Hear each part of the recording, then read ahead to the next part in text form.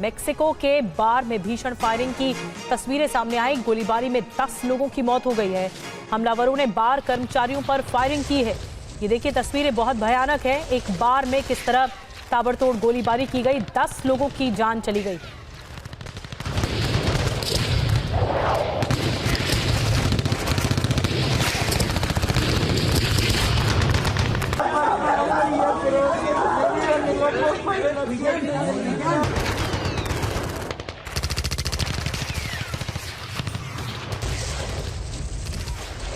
Central Mexico की घटना है जहां पर एक बार में ताबड़तोड़ फायरिंग की घटना हो रही है। देखिए कैसे तड़ातड़ गोलियां चल रही हैं और लोग अपने आप को बचा के झुक के बचाते हुए भी नजर आ रहे हैं। टेबल के नीचे लोग मौजूद हैं ताकि उनकी जान बच सके, लेकिन तड़ातड़ गोलियों की आवाज़ दिखाई दे रही है।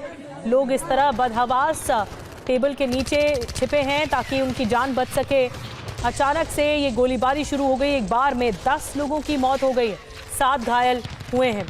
बहुत ही भयानक तस्वीरें आई हैं सामने। सुमित चौधरी और ज़्यादा जानकारी के साथ मौजूद हैं। सुमित, बहुत ज़्यादा खतरनाक तस्वीरें हैं। लोग वहां पर बार में मौजूद थे और फिर उसके बाद अचानक से ताबड़तोड़ फायरिंग। क्या बताया जा रहा है इस फायरिंग के बारे में? देखिए, हालांकि अभी तक इसके बारे में पूरी जानकारी नहीं मिली है, क्योंकि अभी तक ना तो किसी के अरेस्ट होने की अथॉरिटीज ने ऑफिशियली अनाउंसमेंट की है।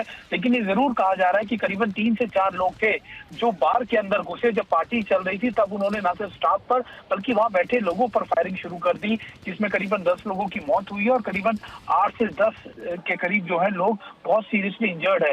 हालांकि अभी तक पुलिस इसके एंगल्स के बारे में इन्वेस्टिगेट कर रही है, लेकिन कहा जा रहा है किसी ड्रग ऑर्गेनाइजेशन का इसमें हाथ हो सकता है।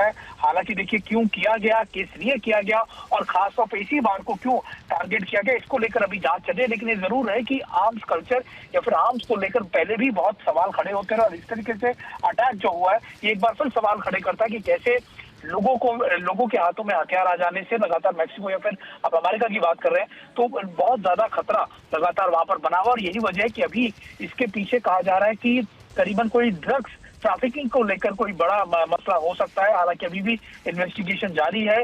कहा जा रहा है कि पुलिस अब भी हमलावर जो है उनके अरेस्ट के बारे में जानकारी नहीं दे रही है, लेकिन जिस तरीके से अटैक किया गया वो जरूर दर्शा रहा है कि अटैक की पूरी पॉसिबिलिटी ये थी कि उन्हें ज्यादा से ज्यादा इस लोगों को नुकसान पहुंचा रहा था और मारा जाना था। नदी क्या सुमित, अटैकर्स के बारे में जो आरोपी हैं, बदमाश हैं जिन्होंने गोलियां चलाई, उनके बारे में कोई जानकारी मिल पाई हो?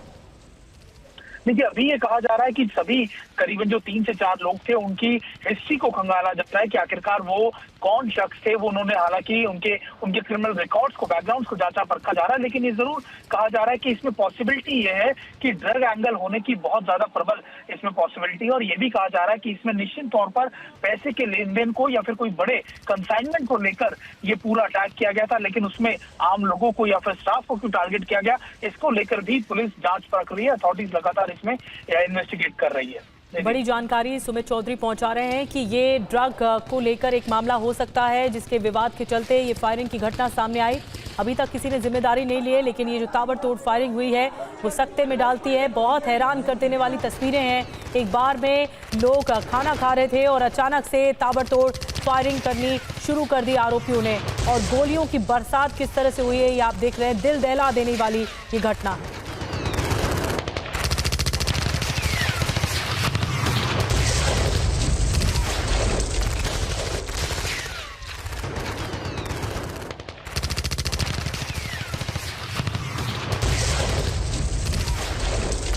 अमेरिका में जो गन कल्चर है वो बहुत ज़्यादा हावी है और जिसकी वजह से कई सवाल भी उठे हैं। लेकिन मेक्सिको की ये घटना, सेंट्रल मेक्सिको की घटना बहुत कई सवाल खड़े करती है। सुमित, गन कल्चर वैसे भी, सुमित हमारे साथ जुड़ेंगे, हम उनके पास भी चलेंगे। लेकिन जो तस्वीरें आप देख रहे हैं वो बहुत ज़्यादा भयानक तस्वीरें हैं। एक तस्वीर और सामने आई जब बार के बाहर बंदूकधारी मौजूद थे और उनकी कार मौजूद थी। उसके बाद वो उसी कार से फरार भी हुए, फायरिंग करते हुए इसी कार से फरार हुए। कई आरोपी, कई बदमाश एक साथ मौजूद थे। ये देख रहे हैं आप, कार देख रहे हैं, ये कार की लाइट्स जल रही हैं और फायरिंग करते हुए अंदर से आ रहे हैं ये बदमाश और आकर कार में बैठ जाते हैं और कार चली जाती है। तो कोई पकड़ नहीं पाया, लेकिन सीसीटीवी कैमरे में ये तस्वीरें ज़रूर कैद हो गई। अब इस पूरे घटना को लेकर कई सवाल है सेंट्रल मेक्सिको की घटना है। भीड़ भाड़ वाला इलाका, बार जैसी जगह पर जहां पर आम लोग मौजूद होते हैं, वहां पर ताबड़तोड़ फायरिंग की गई है। बहुत ही खतरनाक तस्वीरें सामने आई है। 10 लोगों की मौत हो गई है इस फायरिंग में।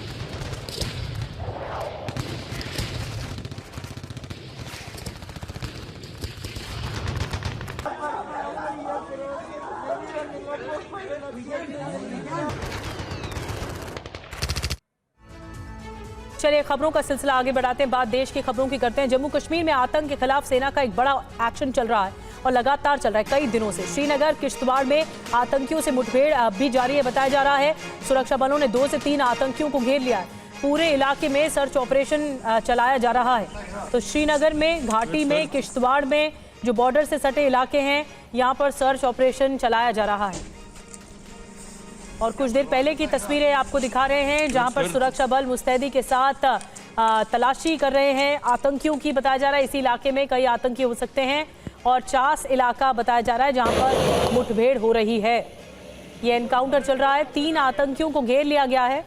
और क्या जानकारी इस वक्त घाटी से मिल रही है, महराज अहमद हमें श्रीनगर से ज्वाइन कर रहे हैं।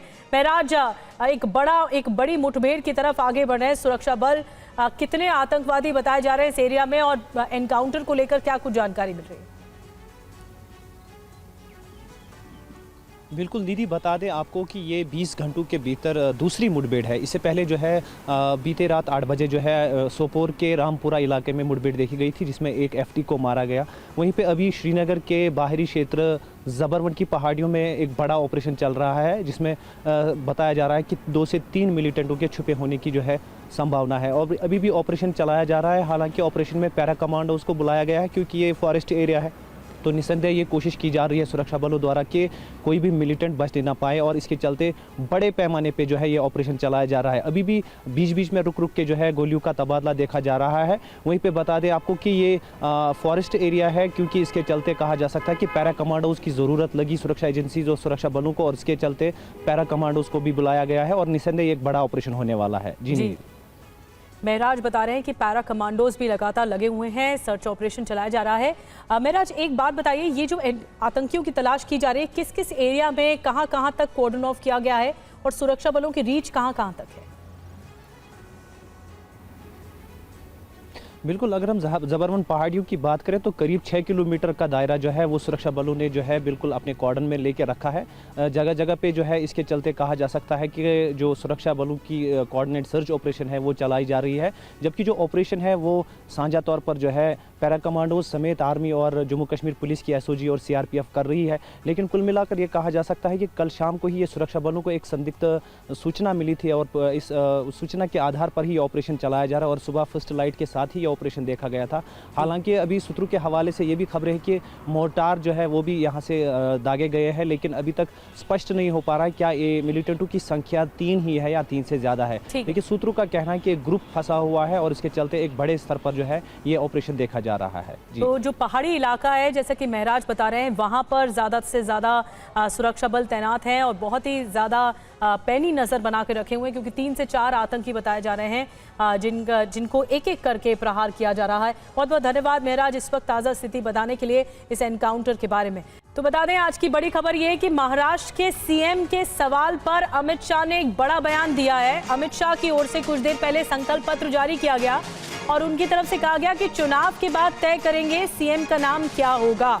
अमित शाह की ओर से सवाल पूछा गया था, सीएम कौन होगा, महायुति में जो सीएम है वो चेहरा कौन होगा। तो उनकी तरफ से कहा गया कि जब चुनाव हो जाएंगे तब सीएम के नाम पर तीनों पार्टियां मिलकर तय करेंगी। तीनों पार्टियां मिलकर ये तय करेंगी कि जो मुख्यमंत्री का चेहरा होगा वो कौन होगा। तो फिलहाल नाम को लेकर कोई खुलासा नहीं किया गया है गृह मंत्री अमित शाह की ओर से, लेकिन संकल्प पत्र की कॉपी आप देख रहे हैं सभी नेताओं के हाथ में है। क्या कुछ कहा अमित शाह की ओर से, आपको सुनवाते हैं। अभी महाराष्ट्र में युति सरकार का नेतृत्व एकनाथ शिंदे जी कर रहे हैं। एकनाथ शिंदे जी हमारे मुख्यमंत्री है और चुनाव के बाद मुख्यमंत्री कौन होगा तीनों पार्टियां इकट्ठा बैठकर इसका तय करेगी। हम शरद पवार जी को कोई मौका नहीं देंगे।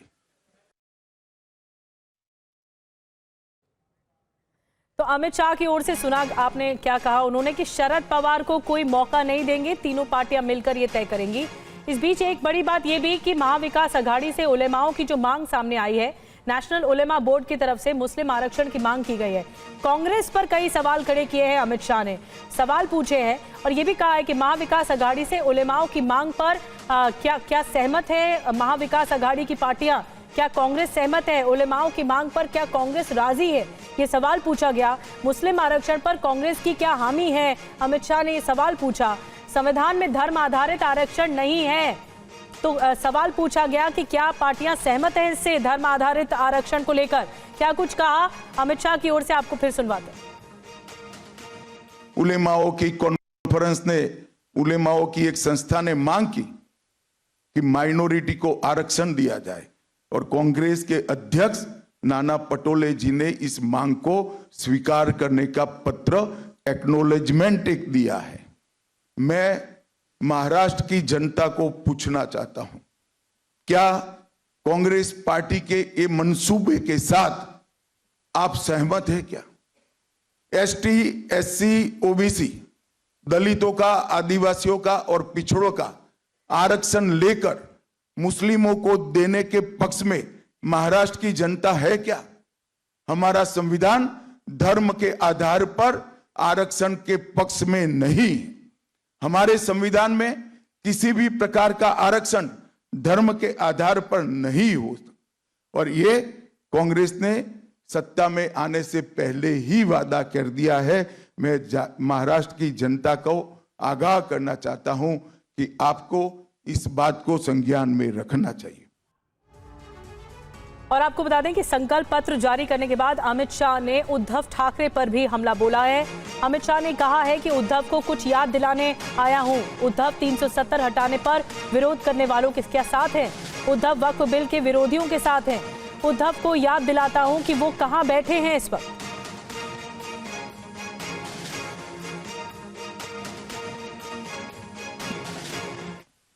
उद्धव ठाकरे को भी कुछ याद कराने आया हूं। उद्धव जी, आप कहां बैठिएगा इसका फैसला आपको ही करना है, हम नहीं कर सकते। आपको ही करना चाहिए, आपने ही करा है, मगर कहां बैठे हो वो जगह मैं जरूर याद कराना चाहता हूं। आप 370 हटाने के विरोध करने वालों के साथ बैठे हो। आप राम जन्मभूमि के निर्माण का विरोध करने वालों के साथ बैठे हो। आप सावरकर जी के लिए अपशब्द कहने वालों के साथ बैठे हो। आप संभाजी नगर नाम का विरोध करने वालों के साथ बैठे हो। सीएए और यूसीसी लाने का विरोध करने वालों के साथ बैठे हो। और आप वक्फ बोर्ड के अंदर आने वाले सुधारों के बिल का विरोध करने वालों के साथ बैठे। और कुमार कुंदन इस वक्त हमारे साथ लाइव है, उनके साथ विनय सहस्त्रबुद्धे हैं। सुनते बातचीत। बनाने वाले हैं तो रोजगार सृजन के लिए जो क्षमता विकास, जो स्किल सेंसस की बात हमने की है, शायद देश में ये पहला स्किल सेंसस होगा जिसकी जरूरत है। अब लाडली बहन योजना में भी पैसे बढ़ाने की बात है, वृद्ध जनों की भी पैसे बढ़ाने की बात है, आशा वर्कर की भी पैसे बढ़ाने की बात है। ये इसको आपको लगता है कि ये कारगर होगा आप लोगों के लिए? देखिए, where there is a will there is a way. लोग तो ये भी मानते थे कि आप तो 370 नहीं हटा पाएंगे। लोग तो ये भी मानते थे कि आप ट्रिपल तलाक से मुक्तता महिलाओं को नहीं दे पाएंगे। हमने करके दिखाया। जब इच्छा शक्ति प्रबल होती है तब ये काम होते हैं और हमारी ख्याति प्रबल राजकीय इच्छा शक्ति की है। अमित शाह ने आज ये भी क्लियर किया कि मुख्यमंत्री का फैसला तीनों पार्टी के लोग मिलकर करेंगे। तो क्या चुनाव परिणाम के बाद अंक गणित के हिसाब से भारतीय जनता पार्टी अगर आगे बढ़ती है तो क्या मुख्यमंत्री भारतीय जनता पार्टी का होगा, यह मान के चले? जब स्वयं गृह मंत्री जी ने इसका दो टूक जवाब दिया है, मुझे लगता है कि इसमें कोई जोड़ने घटाने की आवश्यकता नहीं। तीनों दल इकट्ठा बैठ के समन्वय और सह विचार से मुख्यमंत्री पद का निर्णय करेंगे। ठीक। तो निधि, आज की जो सबसे बड़ी बात थी वो ये थी कि जो महाराष्ट्र का अगला मुख्यमंत्री कौन होगा, इस पे जो सस्पेंस है वो एक तरीके से ये क्लियर हो गया कि अब वो भारतीय जनता पार्टी का भी हो सकता है, क्योंकि उन्होंने साफ कहा कि चुनाव परिणाम के बाद ये तय होगा कि कौन बनेगा महाराष्ट्र का अगला मुख्यमंत्री। तो निश्चित रूप से जो संख्या है वो संख्या सबसे बड़ी बात होती है कि किसके पास अधिक दल हैं, तो ऐसे में आप उम्मीद कर सकती हैं कि अगला मुख्यमंत्री अब भारतीय जनता पार्टी से भी हो सकता है। लेकिन कुमार, एक बहुत बड़ा आकर्षण अमित शाह के सवालों में रहा वो ये कि उद्धव ठाकरे से कई सवाल एक ही बार में अमित शाह ने पूछे हैं और जिसको लेकर एक बहुत बड़ी बात कही, धर्म के आधार पर आरक्षण देने वाली, जिसकी सहमति कांग्रेस के नाना पटोले की ओर से जताई गई, ये भी कहा गया। तो अब सब ये जानना चाहते हैं महाविकास अघाड़ी में चल क्या रहा है और क्या वाकई ऐसा है, ये सवाल पूछा गया अमित शाह की ओर से। देखिए, इसको आप इस तरीके से भी देख सकते हैं। अमित शाह ने उद्धव ठाकरे से कई सारे सवाल भी पूछे कि जिन्होंने धारा 370 का विरोध किया आप उनके साथ बैठे हुए हैं, जिन्होंने राम जन्मभूमि का विरोध किया आप उनके साथ बैठे हुए हैं, जिन्होंने ट्रिपल तलाक का विरोध किया आप उनके साथ बैठे हुए हैं। तो इशारों में उन्होंने ये कहने की एक तरह से कोशिश की कि जिन मुद्दों को लेकर आप आगे बढ़े थे उन मुद्दों को पीछे छोड़कर आप उन लोगों के साथ चले गए हैं जो लोग कभी आपके विरोधी हुआ करते थे। तो निश्चित रूप से अमित शाह ने उद्धव ठाकरे को निशाने पर लिया और यह बताने की कोशिश की कि जो कांग्रेस का एजेंडा है, जो शरद पवार का एजेंडा है, उस एजेंडे पे उद्धव ठाकरे चले गए हैं और उनकी जो पुरानी छवि थी, जो कठोर हिंदुत्व की थी, उस छवि से इतर वो निकल चुके हैं। शायद यही वजह है कि उन्होंने इन मुद्दों को उठाया और उलेमाओं तक के मुद्दों का जिक्र किया। निधि, तो याद दिलाया अमित शाह की ओर से किस तरह से उद्धव ठाकरे के जरिए जो पूर्व में गतिविधियां की गई हैं उसको लेकर कई सवाल एक साथ दागे हैं। अमित शाह की ओर से संकल्प पत्र जारी किया गया, 25 संकल्प इसमें हैं, एक एक करके डिटेल कुमार कुंदन बता रहे थे। बहुत बहुत धन्यवाद कुमार आपका जानकारी देने के लिए। और अब आपको बताते हैं महाराष्ट्र विधानसभा चुनाव पर हमारा स्पेशल शो आ चुका है, एक पोल खोल। मुंबई की हाई प्रोफाइल सीट आपको आज दिखाने जा रहे हैं। मानखुर्द शिवाजी नगर से एसपी के अबू आजमी और नवाब मलिक के बीच टक्कर है। देखिए मानखुर्द से ये खास पेशकश। मुंबई के भीतर विधानसभा की एक ऐसी सीट जहां मुस्लिम वोटर्स की तादाद 50% से भी ज्यादा है और जहां बीते 3 विधानसभा चुनाव से समाजवादी पार्टी के अबू आजमी ही जीतते आ रहे हैं। लेकिन इस बार अबू आजमी को टक्कर देने के लिए एनसीपी अजित पवार की तरफ से एक ऐसा चेहरा दिया गया है जिसका एतबार मुस्लिम वोटर्स के भीतर देखने को मिलता है, यानी कि नवाब मलिक। लेकिन इन दो की लड़ाई से क्या महायुति के कैंडिडेट को फायदा मिलने वाला है? हम बात कर रहे हैं मानखुर्द शिवाजी नगर सीट की, जहां इस बार मुकाबला काफी दिलचस्प होने वाला है। 2 बड़े चेहरे हैं, इनके बीच कड़ी टक्कर देखने को मिल रही है। लेकिन इसी बीच हैरानी की बात यह है कि एनसीपी अजित पवार, जो कि महायुति के साथी हैं, उनके कैंडिडेट को साथ ना देते हुए वहां महायुति की तरफ से बीजेपी ने शिवसेना शिंदे ग्रुप के कैंडिडेट को समर्थन देने का ऐलान किया है। यानी बहुत कुछ यहां पर बाकी सीट से अलग है। और क्या अलग है? नशे का मुद्दा कितना गहरा है, आज हम पता लगाएंगे। तो आइए मानखुर्द शिवाजी नगर की इन गलियों में जाते हैं, लोगों से मिलते हुए जानते हैं उनके मुद्दे क्या हैं, किस मुद्दे पर वो खोलेंगे आज पोल। देखिए, हमें किसी ने बताया कि आप जब इस इलाके में हैं तो इस जूस सेंटर पर आप जरूर जाइएगा, क्योंकि ये इस पूरे इलाके का बहुत अच्छा जूस है, ये नंबर 1 क्वालिटी का। कौन दुकान वाला कहता है कि मैं खराब जूस वाला हूँ? मैं तो सच बोलता हूँ ना। हाँ? जैसे आप लोग सच का सामना करते हैं, हाँ। वैसे इधर भी सच का सामना है। सबसे पुरानी दुकान है आपकी? सबसे पुराने, आज कम से कम माशाल्लाह से 35 साल हो गए इसी जगह पे। इसी जगह पे 35 साल हो गए काम करते हुए। अच्छा काम चल रहा है? काम माशाल्लाह से बस दाल रोटी का गुजारा हो रहा है, बस क्लास एकदम। आप लोग की दुआएं हैं। नेताजी कौन है जानते हैं आप? नेताजी हमारे अबू हसीम है। कैसा काम किए 15 साल? अच्छा काम किए, पानी की तकलीफ थी, उन्हीं ने वो चीज़ दूर की। और लेकिन एक बात बताइए, 15 साल में नेताजी की संपत्ति तो यहाँ से यहाँ पहुँच गई, 35 साल में आपकी एक दुकान नहीं बनी। वो नेताजी है, हम लोग छोटे मोटे काम धंधे वाले, दाल रोटी का गुजारा करने वाले लोग हैं, बस। खुश हैं लेकिन इसमें? 150 जी हम खुश हैं। दाल तो नहीं है कि अपना ही सोचा उन्होंने, आप लोगों का नहीं सोचा? नहीं, हम लोगों का ये सोचा कि पानी की आराम हो गई हम लोगों को, बस यही बहुत है हम लोग के लिए। बाकी अब बस ये काम जो रोड के हैं वो पूरे अच्छे से करें।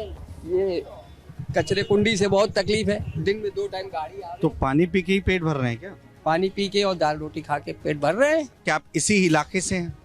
मैं इसी इलाके से ही हूँ। कैसा काम हुआ है 15 साल में? 15 साल में अच्छा ही काम हुआ है, फर्स्ट क्लास ही हुआ है। ना सोच के बताना पड़ा? नहीं तो हर काम सोचना पड़ा ना, मतलब एक ही काम को सोच के नहीं, सब काम। कौन सा काम सबसे अच्छा हुआ? बहुत सारी चीजें सर, एक बात नहीं है, मतलब शौचालय का था, पानी का था, हर चीज का काफी वो अच्छा काम हुआ। शौचालय मोदी जी वाला शौचालय है? ये अपना हाशिम भाई वाला शौचालय, वो सब तो काम हुआ। शौचालय भी बढ़ गए ना? हाँ, शौचालय भी बांट दिए गए हैं, बढ़ नहीं गए, बांट दिए गए। यहाँ पर आप देखते थे कि आप लोगों के जो चेहरे हैं, है ना, वो एक हैं, लेकिन अब नवाब मलिक भी तो सामने आ गए हैं ना, तो मुसलमान वोट बटेगा क्या? ये नसीब की बात है भाई। नसीब नहीं है, आप खेल रहे हैं, आप धीरे से पतली गली से निकल रहे हैं, जितनी गलियां। नहीं, ये नसीब का खेल है। खुल के बताइए ना, बटेगा नहीं बटेगा? देखिए, अपना मानना है जंगल में एक ही शेर रहता है, और कोई बाहर का शेर आता है तो उसको बैठने के लिए टाइम लगता है। जंगल का शेर कौन है आपके? हाशमी साहब। अब भी तो बाहर से आए हैं आप। वो यहाँ के पुराने हैं ना, अभी की नहीं है। एक बात बताइए, 15 साल अच्छा काम हुआ या अब उनकी परेशानी बढ़ेगी? नहीं, ऐसा कुछ नहीं है, पहले से बहुत ज़्यादा अच्छा हुआ, पहले से बहुत ज़्यादा अच्छा हुआ। कितने लोग आए और चले गए, अबू आसिम जी इधर ही रह गए। तो इधर क्या लग रहा है इस बार माहौल? अभी तक तो कुछ विकास नहीं हुआ है। कचरा कुंडी का फोटो लो, पहला फोटो लो, बाथरूम का देखो, बाथरूम का फोटो लो, कचरा कुंडी का। हाँ, एक 1 बाय 1 मैं आपके हाँ। पास आता।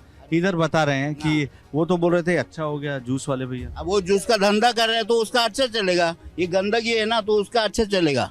इस पे नेताजी ध्यान नहीं दिए। नेताजी कौन सा सब जन आए ले इधर, किसी ने कुछ किया नहीं है। तो अभी एक और आए हैं ना, कौन आए महायुति से? अरे उसका नाम ही मत लो। उद्धव ठाकरे 2.5 साल पहले तक तो बोलते थे मैं हिंदूवादी, मैं सिर्फ हिंदुओं की सोचता हूँ। अब वो महाविकास आघाड़ी में गए तो मुसलमान का दिल, धीरे से बताना, दिल धड़कता है उनकी तरफ? उनकी तरफ तो धड़क रहा है सबका। इसके लिए तो अभी एमएलए का सीट क्यों आया? हाँ। मुस्लिम ने क्यों वोट दिया इधर से, इसलिए तो। क्या कहना चाहता हूँ, 15 साल से यहाँ पर हमारे अपना एमएलए साहब, इधर पे कुछ विकास नहीं हुआ। तो ये तो लिखे आपकी बार चौथी बार ना, वो लिखने से क्या होता है, इधर लोग काम होने चाहिए, मेन तो नशा बंद होने चाहिए। नशा है? हाँ, नशा है ना, पूरा गौंडी में नशा ही है, किराए में बंद नहीं होता वो सब। हाँ, ये बाथरूम बन के आज 4 साल हुआ है, कचगुंडी देखो, उधर कोई नहीं है। उधर पे आतिफ बोल के बंदा है, उसने चालू करा बाथरूम। आतिफ बोल के एक है सोशल वर्कर, उसने चालू कराया। सद्दाम बोल के उधर 8 नंबर में रहता है, उसने पानी लाया। हाँ, ये नेता लोग क्या करते, आते खाली इलेक्शन के टाइम पे वोट लेने के लिए। तो इस बार क्या मुसलमानों को बांटने के लिए भी यहाँ पे अलग अलग कैंडिडेट आए? मुसलमान और हिंदू की बात नहीं होती है, बात क्या होता है, हमको कैंडिडेट ऐसा चाहिए क्या जो काम करके दे। कोई है? हाँ, करने वाले कर दे। अभी मोहम्मद था नगर से। अभी कौन है? अभी जो ऑप्शन है 22 में से कोई है? 22 में हम वो नहीं कर रहे, हम मुद्दे की बात बता रहे। वो कॉर्पोरेटर था, कॉर्पोरेटर रह के उसने क्या क्या नहीं किया, हॉस्पिटल बनाया, गार्डन बनाया, सब कुछ किया, जब वो कॉर्पोरेटर था। बराबर है, इस टाइम पे वो अभी एमएलए में खड़ा है, तो हर किसी को हर एक टाइम मौका देना चाहिए। और इनके तो टी शर्ट पे ही लिखा हुआ है, देखिए, दूर रहो। किसको दूर रख रहे हो? एक सेकंड, मैं कहना चाहता हूं, अभी हमारे बुलेट पाटिल साहब खड़े, उस टाइम पे जब वहाँ पे अपना आमदार थे वो नगर सेवक, उस टाइम में लोटस में उन्होंने काम किया, वो भी है। बराबर है, जो काम करने वाले हैं हम उसको वोट देंगे, हम पैसे के लिए वोट नहीं देते। अबू आजमी कुछ नहीं किए, नवाब मलिक पे भरोसा, और अपना चलते रह जाते कार में बैठ के। क्या बोल रहे हैं चाचा? घड़ी घड़ी वही मुद्दा लेके चलते हैं, मैं पानी लाया, मैं पानी लाया, मैं पानी लाया। 15-20 साल से वो ये एक ही झंडा लहरा रहे, मैं पानी लाया, मैं पानी लाया, मुझे वोट दो, वोट दो। अरे कब तक वोट देंगे उनको? कुछ काम और भी तो करके दिखाएं। वो क्या कह रहे थे, कौन जीतेगा कौन हारेगा? कोई भी जीते हमको उससे फर्क नहीं पड़ता, लेकिन बीजेपी नहीं जीतना चाहिए। जब से बीजेपी आई है तब से दंगे ज्यादा बढ़ गए। और उद्धव ठाकरे कैसे लगते हैं? उद्धव ठाकरे उद्धव ठाकरे की मेरे को कुछ राय देने नहीं है, मैं जानता ही नहीं उसको कौन है उद्धव ठाकरे। कोई भी पार्टी मुसलमानों का मर्म यानी दर्द समझ पा रही है? नहीं। सब अपना अपना सिक्का सेक रहे, अपनी गद्दी सेक रहे, बस अपना अपना देख रहे। पहले वोट जब चाहिए सलाम वालेकुम नमस्ते, उसके बाद 10 बजते 12 बजते पी के सो जाते। सब नेता ऐसी है, सब पॉलिटिक्स यही है। तो यहाँ कुछ लोग जो बैठे हुए हैं उनसे भी बात करते हैं। आप यहीं से सर? जी। तो इस बार चुनाव हर बार की तरह लग रहा है या कुछ अलग है इस बार? इस बार कुछ नया होगा, कुछ अलग लग रहा है। क्या नया होगा? बहुत दिग्गज लोग उतरे हैं मैदान में। शिवाजी नगर की जो राजनीति है उसमें कुछ नया उबाल आने वाला है, मुझे ऐसा लगता है। सबसे भारी कौन कैंडिडेट लग रहा है? अगर नए लोग उतरे हैं तो पुराने जो हैं वो कमजोर थोड़ी हो गए। नहीं, मैंने ऐसा नहीं कहा, लेकिन उबाल बहुत ज़बरदस्त आने वाला है, क्योंकि पहले अबू हाशिम साहब थे, अभी नवाब भाई उतरे हैं मैदान में। टक्कर कांटे की है इन दोनों के बीच। और शिवसेना शिंदे के कैंडिडेट? ठीक है, कोई नहीं, लेकिन टक्कर इन दो लोगों के बीच में मुझा, ये मेरा है और अपना जवाब, ये मेरी मेंटालिटी, मेरी सोच। आपके हिसाब से इन दोनों में भारी कौन है? ये जीत का चौका लगाएंगे अबू आजमी या फिर नवाब मलिक यहाँ खाता खोलेंगे? टक्कर दोनों की जबरदस्त है। ये जवाब नहीं है, ये तो आप पॉलिटिकल पार्टी वाला जवाब दे रहे हैं। आम आदमी वाला खुल के बोलिए कि नहीं मेरे हिसाब से ये आएंगे। तो मेरे हिसाब से नवाब भाई के चांसेस ज्यादा लग रहे हैं। वजह क्या है?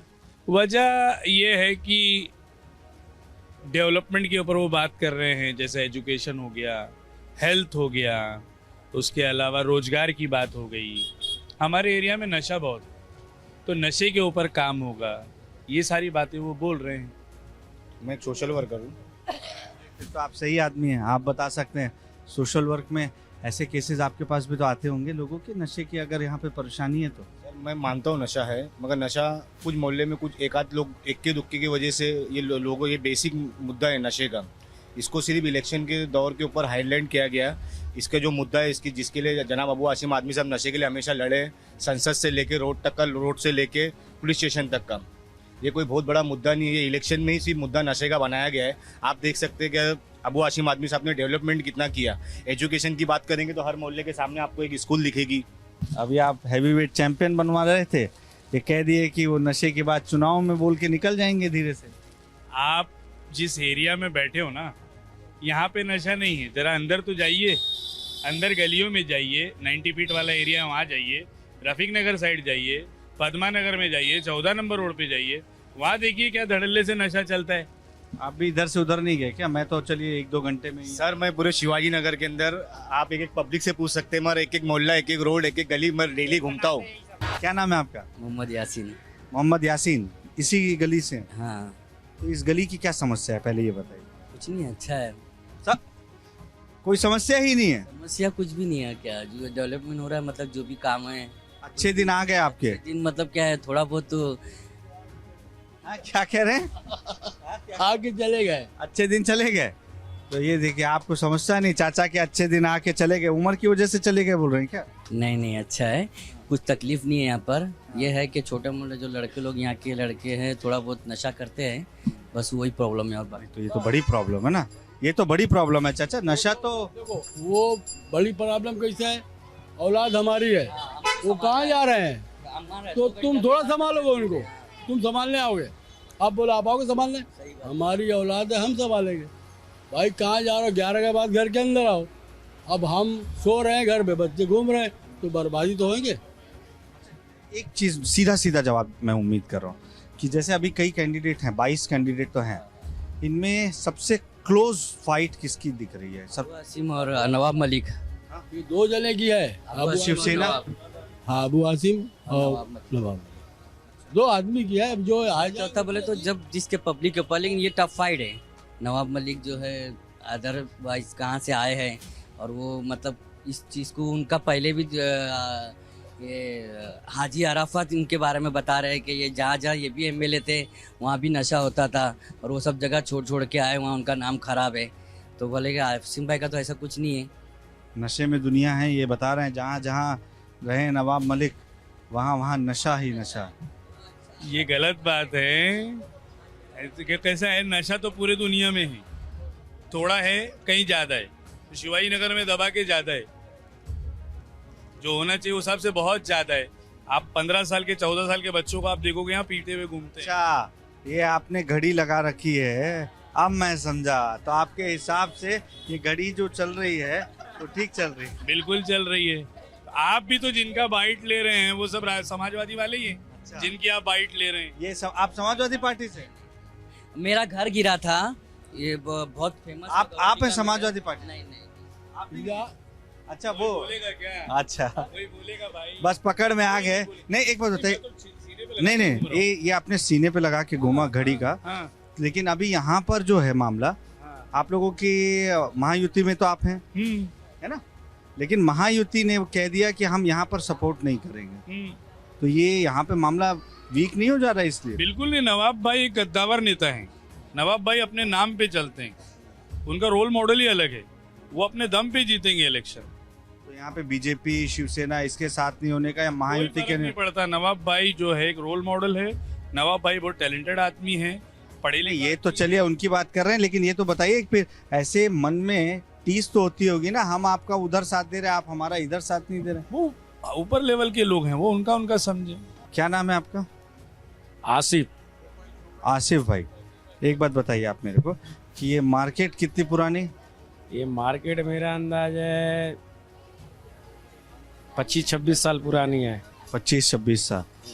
और बीते 15 साल से इस मार्केट ने अपना एक ही नेता देखा है विधायक के तौर पर। हाँ राइट। कौन है? अब्बू आसिम। तो काम करते कि नहीं? नहीं करते हैं ना, काम करते हैं, अच्छे काम करते हैं।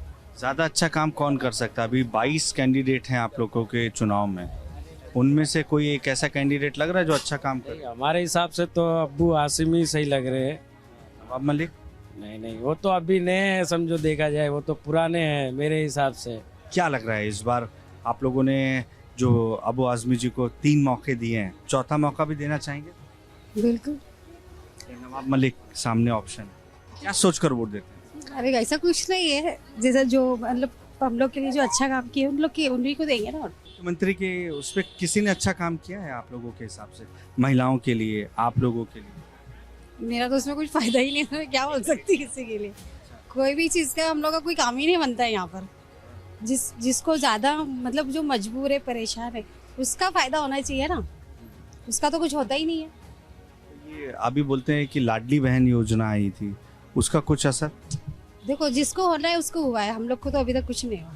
आप लोग क्या देख कर वोट देंगे? पार्टी देखकर या पार्टी में कौन सा कैंडिडेट खड़ा हुआ है वो देखकर, या क्या आप लोग देखते हैं और उसके बाद अपना नेता चुनते हैं? हाँ, जैसा भी यहाँ पे अबू आसिम जी है जो हम लोग के लिए पानी की हर चीज़ की जो सहूलत की है ना, उनको मतलब वोट देते, सच बोलो तो। ये नाम भाई कुछ रखेगा भाई? यहाँ पे कई लोग हैं और आप कहाँ से हैं? यही गोंडी से हैं। यही है ना, क्या देखकर वोट देते हैं आप लोग? अब जैसे हम लोगों को सुविधा होगी वैसे हम लोग बात करेंगे ना। तो कुछ तो देख कर चुनते होंगे ना अपना नेता, कि हमारे लिए कोई सोच रहा है, हमारे लिए कोई काम कर रहा है। आप क्या सोचकर वोट देते हैं? नहीं, बताना नहीं चाह रहे हैं। यहाँ पर हमें बताया गया कि लोगों का जमावड़ा होता है, यहाँ लोग आते जाते रहते हैं। आप क्या करते हैं? मैं कपड़े बीज करता हूँ। तो यहाँ पे आपको लग रहा है कि कुछ बदलाव 15 साल में हुआ?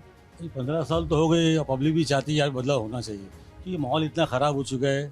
यहाँ के न्यू जनरेशन जो सब नशे में उलझ गया, बहुत और दिन दहाड़े यहाँ पे झगड़े लफड़े मर्डर फटर ये आम बात हो गई है।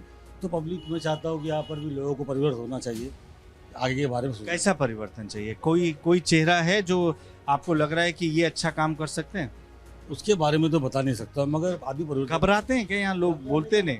घबराने का मतलब ऐसा कुछ नहीं है, हर हमने अपने आप को राय दिया मेरी, मगर परिवर्तन होना चाहिए। परिवर्तन होना चाहिए। आपने अन्ना से बात की, अन्ना भी डर के मारे अपनी दिल की बात बताई नहीं। आपने ये भाई से भी बात की, इन्होंने भी अपने दिल की बात डर के मारे बताई नहीं। मगर मैं बताता हूँ, ये जो 15 साल से जो अबू आसिम एमएलए है यहाँ का, ये पब्लिक के दिल में डर और खौफ बिठा के रखा है।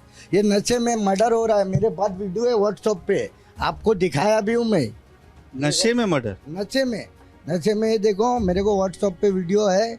नशे के खिलाफ आसिम भाई कुछ नहीं बोलते, समझे? क्यों नहीं बोलते? क्यों नहीं बोलते वो आप उनसे जाके पूछो। आज 15 साल से एमएलए है, आप जाके उनसे पूछो कि आसिम भाई ये सब के खिलाफ कार्रवाई क्यों नहीं करते हैं। परिवर्तन चाहिए। कौन ला सकता है? ये ला सकते हैं हमारे जो मिनिस्टर है नवाब मलिक साहब, जो मंत्री लेवल पे है। आज पब्लिक के बोलने से गोवंडी में खड़े हुए हैं। पूरे बम्बई के अंदर नशे का कारोबार होता है। शिवाजी नगर खाली अकेला नहीं है जहाँ पे नशे का कारोबार हो। ज्यादा होता है क्या? ज्यादा हर जगह पे, अब दादर जाओ, बांद्रा जाओ, मलाड जाओ, हर जगह पे कारोबार होता है नशे का। भैया अबू आसिम के खिलाफ एक साजिश चल रही है और कुछ नहीं। उसको बदनाम किया जा रहा है यहाँ से कि वो हट जावे, और कोई बात नहीं है इसमें। लेकिन नशा आप मान रहे हैं हो रहा है तो वो तो रोकना उनकी जिम्मेदारी है। गोवंडी में मैं भी मानता हूँ कि नशा है, हम भी उसके खिलाफ है। सर आप लोग को लग रहा है कि यहाँ पे जो मुद्दा उठा रहे हैं नशे का मुद्दा ही सबसे बड़ा मुद्दा है क्या? हाँ, बेशक नशे का मुद्दा ही यहाँ पे सबसे बड़ा मुद्दा है और पब्लिक उसी के लिए परेशान है। मुद्दा बनाया गया या मुद्दा है? मुद्दा है। यहाँ पे कोई उद्धव ठाकरे की इमेज आपके जहन में क्या है? उद्धव ठाकरे साहब बहुत अच्छे हैं। उद्धव ठाकरे साहब सीएम बनना चाहिए। लेकिन उद्धव ठाकरे की सीट कम हो गई, पिछली बार 145 सीट पे लड़े, इस बार उनको कॉम्प्रोमाइज करना पड़ा। 200 पार इस टाइम। अरे 90 पे तो लड़ी रहे हैं, 200 पार कहाँ से? टेंट हाउस से थोड़ी सीट लाएंगे मिला के। मेरे को लगा बाकी सीट टेंट हाउस से आएगी। सर मैं क्या बोलते हैं, कोई भी आएगा ना अपना पब्लिक के माँ बाप को कोई है, लेकिन पब्लिक का सुनने वाला कौन आएगा ना? मैं क्या बोलते हैं, प्रजल संभाल के लेके जाने के अपना माँ बाप को मौका रहता है, ऐसा मैं बोलता और कुछ नहीं है। देखिए इस इलाके में जब मैं जा रहा था तो एक पुल के बारे में लोगों ने बहुत मुझे बताया था। मैं उस पुल के पास पहुंच गया, कुछ लोग भी यहाँ पर मौजूद हैं। ये जो ब्रिज है ये ब्रिज नहीं था, ये खाड़ी थी। मच्छर गंदगी सारी चीज यहाँ थी। आज ये ब्रिज बन गया, आने जाने के लिए यहाँ से वहां तक पूरे रास्ते बन गए। तो ये दांत भी उसी समय बने ब्रिज के पहले? तो दांत मेरे टूट गए थे तो मैंने इसको लगवाया। खोटे सिक्के जो चले नहीं कभी बाजार में, ये मैं विरोधियों को कह रहा हूँ जो अभी अभी आके चुनाव लड़ रहे हैं। खोटे सिक्के हैं वो जो कभी नहीं चले बाजार में, वो कमियां निकाल रहे हैं अबू आसिम के किरदार में। हिंदू मुस्लिम एकता का ये गोइंडी है, यहाँ कभी हिंदू मुस्लिम के बीच में कोई बात नहीं हुई। बहुत बढ़िया, एक बार मेरे साथ बोल दीजिए भारत माता की जय। यही है हमारे भारतवर्ष की पहचान। हमारे लोग मिल के रहने वाले लोग हैं, हिंदू मुस्लिम, जहाँ हर जाति धर्म के लोग एक साथ रहते हो उसी को हिंदुस्तान कहते हैं। बाकी तो लोग बांटने का काम कर रहे हैं। समंदर जब भी डुबोएगा उभारा दे के मारेगा। समंदर जब भी डुबोएगा उभारा दे के मारेगा। सुनो ऐ मछलियों, तुमको वो चारा दे के मारेगा। कभी भरम में मत रहना कि अच्छे दिन आएंगे, बड़ा चालाक दुश्मन है, सहारा दे के मारेगा। आपका कुर्ता बहुत सफेद लग रहा है, बेदाग है? बेदाग है ना? जी बोलिए। ठीक, बिल्कुल। ऐसी कोई नेता बेदाग है आपके इलाके में?